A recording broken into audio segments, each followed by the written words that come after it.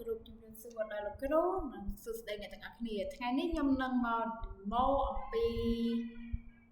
QA testing តើ QA testing ហ្នឹងខ្ញុំធ្វើទៅលើអីនិង test ទៅលើអីចឹងនេះគឺជា tablet នៃយើងនេះចំពោះ project របស់ខ្ញុំហ្នឹងគឺខ្ញុំធ្វើទៅលើ attendance system របស់ student នៅសាលាផ្ទាល់តែម្ដងចំពោះក្នុងនេះដូចជា test បាយណាគេគឺខ្ញុំអត់តាមបានដាក់ឈ្មោះចូលទេហើយ time អីក៏ខ្ញុំអត់តាមបាននេះដែរតែខ្ញុំមកបង្ហាញគ្រាន់តែចំណុចត្រួតដែលខ្ញុំបានធ្វើហើយឬមួយក៏ចំណុចដែលខ្ញុំកំពុងតែធ្វើអីចឹងទៅចឹងដូចជាដំបូងហ្នឹងគឺតាក់ទងជាមួយនឹង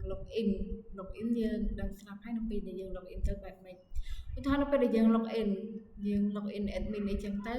វានឹងនេះវា success ឬមួយក៏វាអត់ទាន់ success ឬមួយក៏វាកំពុងតែដំណើរការអីចឹងទៅហើយនៅពេលដែលយើង login ទៅជោគជ័យឬមួយក៏យើងដាក់ password ខុស email ខុសខ្ញុំនឹងឲ្យវា show message ដែល error ហ្នឹងឲ្យយើងដឹងថាយើង error លើអី error password ឬ email យើងនេះវានឹង alert សារ error ហ្នឹងមកឬមួយក៏យើងមានបញ្ហាអីផ្សេងនៅពេលដែលយើង login ទៅវានឹងចេញអីចឹងទៅអញ្ចឹងខ្ញុំនឹងប្រាប់នឹងមកបង្ហាញអំពីអីដែលខ្ញុំបានតេស្តហ្នឹងវាដូចជាយើងអាចទៅកន្លែងភ្នែកនេះយើងអាចមើលថា password នេះយើងដាក់ password អីបានអញ្ចឹងយើង click រូបភ្នែកទៅមកយើងនឹងឃើញអីដែលយើងចង់ដឹងថា password យើងនឹងដាក់ទៅខុសអត់ឬក៏នៅខ្វះអីមកសអញ្ចឹងយើងចុចហ្នឹងគឺវាអាហ្នឹងវាដំណើរការអញ្ចឹងចំពោះដែលខ្ញុំតេស្តហ្នឹងគឺខ្ញុំតេស្តលើបែបហ្នឹងតេស្តតាមនៅពេលដែលខ្ញុំ login ទៅពេលខុស password ឬមួយក៏ខុសអីផ្សេងវានឹង alert message មកប្រាប់ខ្ញុំអញ្ចឹងចំពោះនេះដោយសារតែអត់បានភ្ជាប់ជាមួយ back end អញ្ចឹងនៅពេលដែលខ្ញុំ submit ទៅគឺវាអត់ទាន់អាចចូលទៅក្នុង dashboard បានហ្មងទេដោយសារវានឹង alert ប្រាប់យើងថាយើងកំពុងតែ error នៅលើ network នេះវានឹង alert ប្រាប់យើងបែបនេះហើយចំពោះអីដែលខ្ញុំតេស្តមួយទៀតនេះគឺ connect IT support អញ្ចឹងនៅពេលដែលយើងអាហ្នឹងខ្ញុំតេស្តនៅពេលដែលយើងចុចនៅលើ IT support ហ្នឹងទៅវានឹង alert ចូលមកក្នុងនេះគឺជា IT admin នៅក្នុងសាលារបស់ខ្ញុំអញ្ចឹងខ្ញុំក៏យក IT admin ដើម្បីដាក់នៅក្នុងនឹងអញ្ចឹងនៅពេលដែលយើងមានបញ្ហាអីឬមួយក៏អីយើងអាចចុចទៅកាន់ IT admin នេះគឺជា Telegram នឹងចំពោះខ្ញុំតេស្តគឺមានតែប៉ុណ្្នឹងគឺការមើល password email ខុសមួយក៏អី error អ្វីអីចឹងទៅហើយនឹង IT support ហ្នឹងអញ្ចឹងមួយទៀតនោះគឺខ្ញុំនឹងបង្ហាញអំពី dashboard របស់ student នៅពេលដែលយើង login ចូលពេលដែលយើង login ខ្ញុំជា sister អញ្ចឹងពេលដែលខ្ញុំ login ចូលមកគឺវានឹងចូលទៅកាន់dashboard របស់ student ហើយដោយសារតែខ្ញុំគឺជា student អញ្ចឹងច្បាស់ណាស់យើងនឹងនេះអានេះគឺជាភាគរយឬមួយក៏ attendance នៅក្នុងមួយថ្ងៃអីចឹងទៅតាមមកតន់ប្រមាណមក late ប្រមាណហើយអ្នកដែលវត្តមាននៅក្នុងម៉ោងហ្នឹងតាមមានប្រមាណអ្នកអីចឹងទៅអាហ្នឹងជាអ្វីដែលខ្ញុំតេស្តហើយនេះគឺជាអីដែលយើងត្រូវ scan នៅពេលមុន session ដែលយើងចូលរៀនអញ្ចឹងខ្ញុំកំណត់ session ហ្នឹងថាខ្ញុំចូលរៀនម៉ោង 10 អញ្ចឹងចូលរៀនម៉ោង 10 អញ្ចឹងប៉ុន្តែម៉ោង 10 ហ្នឹងគឺដាក់ដល់ត្រឹមម៉ោង 10 កន្លះអញ្ចឹងទៅបើសិនគាត់ late កន្លះម៉ោងអីគឺគាត់អាច scan បានដែរប៉ុន្តែវានឹងប្រាប់មកថាយើងបាន late មួយក៏អីហើយអញ្ចឹងទៅឧទាហរណ៍ខ្ញុំដាក់ session ហ្នឹងគឺចន្លោះពីម៉ោង 9 ដល់ម៉ោង 10 កន្លះអញ្ចឹងផុតពីម៉ោងហ្នឹងគាត់ចូលទៅ scan វានឹងអត់ឲ្យយើង scan ទេដូចនៅក្នុងនេះវានឹងបង្ហាញមកប្រាប់យើងហើយថាវាបានលើសម៉ោងចំនួន1ម៉ោង15នាទីមុនបាត់ហើយអញ្ចឹង session ហ្នឹងគឺយើងអត់អាច scan វាបានទេដោយសារតែយើង late បាត់ហើយអញ្ចឹង attendance ឬមួយក៏ late វត្តមានអីហ្នឹងគឺវានឹង alert ទៅកាន់ខាង chart ឬក៏ខាង education team អីចឹងទៅអានេះគឺខ្ញុំតេស្តទៅលើការ scan ហើយចំពោះអានេះដែរគឺការ scan កាតអីចឹងទៅវាខ្ញុំអត់គ្រាន់តែតេស្ត ហើយចំពោះនេះគឺជាការនៅពេលដែលយើងដូចជា scan card ហើយ scan មុខរបស់យើងហ្នឹងវាអត់អាចscan បានវាក៏មានបញ្ហាអីចឹងទៅយើងក៏អាចដាក់អី reason ឬមួយក៏ដាក់អីនៅក្នុងនេះបានអីចឹងទៅ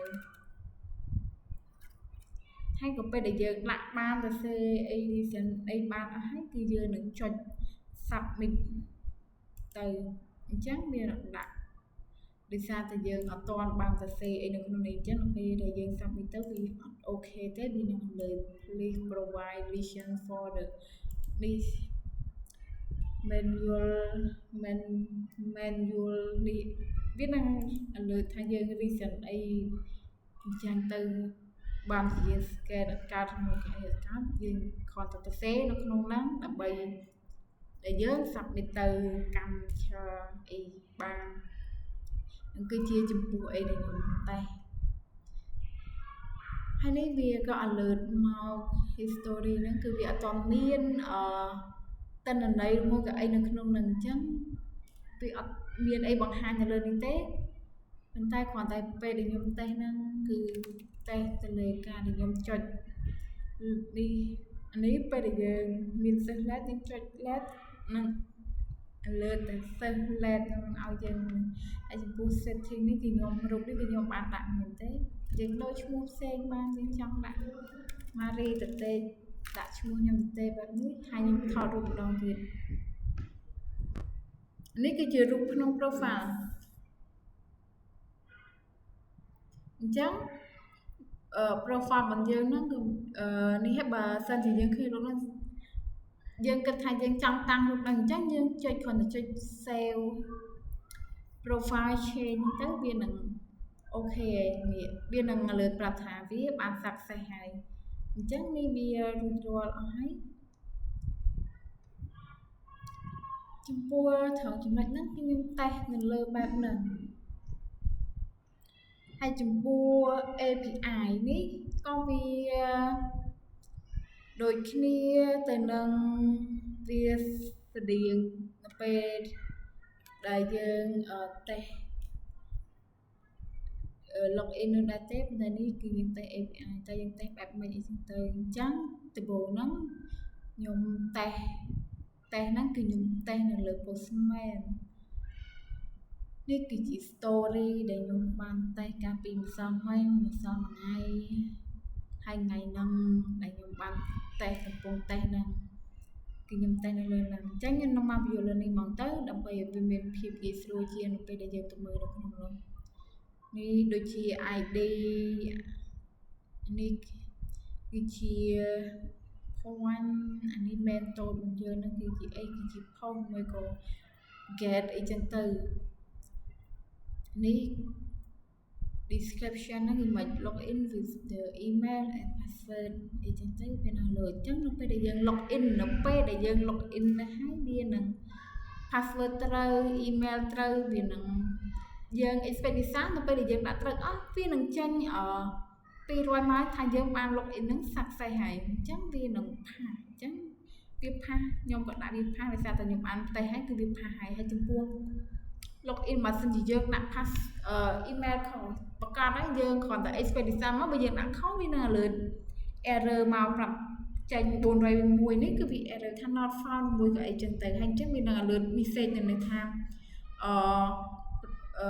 email របស់យើងហ្នឹងវាអត់ត្រឹមត្រូវទេអញ្ចឹងចំពោះដែលតេស្តលើ login វាស្តៀងវាតេស្ត API នេះស្តៀងទៅនឹងតេស្តនៅលើយើងតេស្តធម្មតាមិនទេវារៀងស្តៀងគ្នាដែរអញ្ចឹងយើងដាក់ខុស password ខុសយើងដាក់ password ខុសយើង expect មកគឺវានឹង error ហើយវានឹង alert error ប្រាប់តែយើង error អញ្ចឹងថា error password វា alert ប្រាប់ថា error អីចឹងទៅ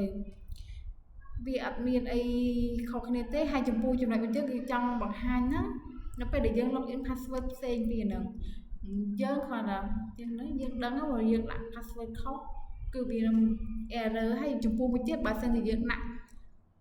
password ហ្នឹងវាអត់ម៉ាត់មួយគ្នាវាថាអា password confirmation ហ្នឹងហើយជាមួយ password ធម្មតាហ្នឹងវាអត់ម៉ាច់គ្នាទេអញ្ចឹងវានឹងឲ្យយើងដឹងស្រាប់ហើយថាពេលយើងដាក់អញ្ចឹងមកវានឹងអត់ដំណើរការទេវានឹង error អញ្ចឹងវានឹង alert ប្រាប់ថា password របស់យើងហ្នឹងវាអត់ម៉ាច់ជាមួយនឹងគ្នាទេហើយអញ្ចឹងវានឹង error ឲ្យយើងឃើញហ្មងហើយចំពោះមួយទៀតហ្នឹងគឺ register ក៏វាស្តៀងទៅនឹង login ដែរវាអត់មានអីខុសគ្នាទេដូចឆងចំណុចអីចឹងវានឹង error អីចឹងទៅបើសិនតែខុសថងចំណុចមួយថានៅពេលដែលយើង login រួចហើយ register រួចហើយនេះនៅពេលដែលយើង register ហើយវាយើងដឹងយើងដាក់ password ត្រូវអីត្រូវអស់ហើយវានឹងយើងដឹង experience របស់វាគឺវា success ប៉ុន្តែបើសិនជាយើង register រួចម្ដងហើយគឺយើង register ម្ដងទៀតវានឹង alert error មកប្រាប់យើងហើយ message ដែលវាបានផ្ដល់គឺយើងបាន register រួចរាល់ហើយអញ្ចឹងនៅពេលដែលយើង register រួចរាល់ហើយវាអាចឲ្យយើង register